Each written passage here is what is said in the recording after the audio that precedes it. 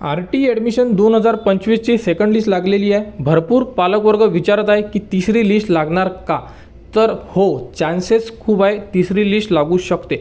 परंतु यामध्ये आता जे विद्यार्थ्यांचे नंबर लागलेले आहे त्या विद्यार्थ्यांना डेट देण्यात आलेली आहे की तुम्ही कधीपर्यंत तुमचा प्रवेश ज्या स्कूलमध्ये तुम्हाला नंबर लागलेला तिथे करू शकता। तर यावरती टाइम टेबलमध्ये डेट देण्यात आलेली आहे। तर 18 तारखेपासून तर 24/3/2025 म्हणजे 24 तारीख ही लास्ट डेट आहे।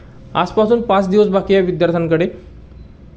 लवकरात लवकर आपला प्रवेश तुम्हाला म्हणजे डॉक्युमेंट व्हेरिफिकेशन करून घ्यायचे आहे। लेटर डाउनलोड करा, संपूर्ण अपडेट या अगोदरचे जे 2 व्हिडिओ दिलेले आहेत त्यामध्ये संपूर्ण अपडेट आहे। डॉक्युमेंट लिस्ट सुद्धा दिलेली आहे। डॉक्युमेंट आणि अलॉटमेंट लेटर हमीपत्र घेऊन तुमच्या जवळचं जेही सेंटर असेल तिथे डॉक्युमेंट व्हेरिफिकेशन करा, त्यांच्याकडून लेटर घ्या, ते लेटर स्कूलला द्या आणि तुम्ही तुमच्या पाल्याची ॲडमिशन कन्फर्म करून घ्या। कारण 24 तारीख ही लास्ट डेट देण्यात आलेली आहे आणि तिसरी लिस्ट लागणार का या संदर्भात सुद्धा आपण याच व्हिडिओमध्ये अपडेट देणार आहे।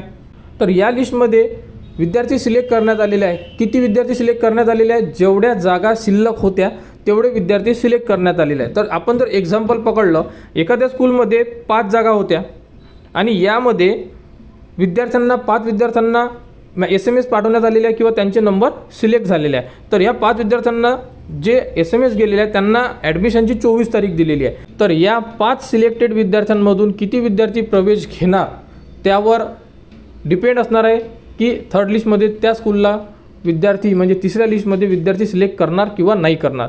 समजा 5 विद्यार्थी आहे, यामधून 3 विद्यार्थी सिलेक्ट करण्यात आलेले आहेत, 2 विद्यार्थ्यांच्या ॲडमिशन कॅन्सल झालेलं आहे। तिसऱ्या लिस्टमध्ये फक्त 2 विद्यार्थी सिलेक्ट करण्यात येणार आहे। म्हणजे वेटिंग नंबर कोणता? 6 आणि 7 लक्षात असू द्या। वेटिंग नंबर 6 आणि 7 हा सिलेक्ट करण्यात येणार आहे। सेम तसंच एखाद्या स्कूलमध्ये जर 20 वॅकन्सी असेल, दुसऱ्या लिस्ट म्हणजे जी दुसरी लिस्ट लागलेली आहे, दुसऱ्या लिस्टमध्ये 20 विद्यार्थी सिलेक्ट केलेले आहे। समजा यामधून फक्त 10 विद्यार्थ्यांनी प्रवेश घेतला, 10 विद्यार्थी कॅन्सल झाले, मग थर्ड लिस्टमध्ये हे 10 विद्यार्थ्यांना म्हणजे 10 जी वेटिंग असेल खाली, जिथून वेटिंग सुटलेली आहे 21 पासून तर 30 वेटिंगपर्यंत इथे परत विद्यार्थी 10 सिलेक्ट करण्यात येणार आहे आणि त्यामधून त्यांना सुद्धा डेट देण्यात येईल आणि ते सुद्धा ॲडमिशन घेऊ शकतात।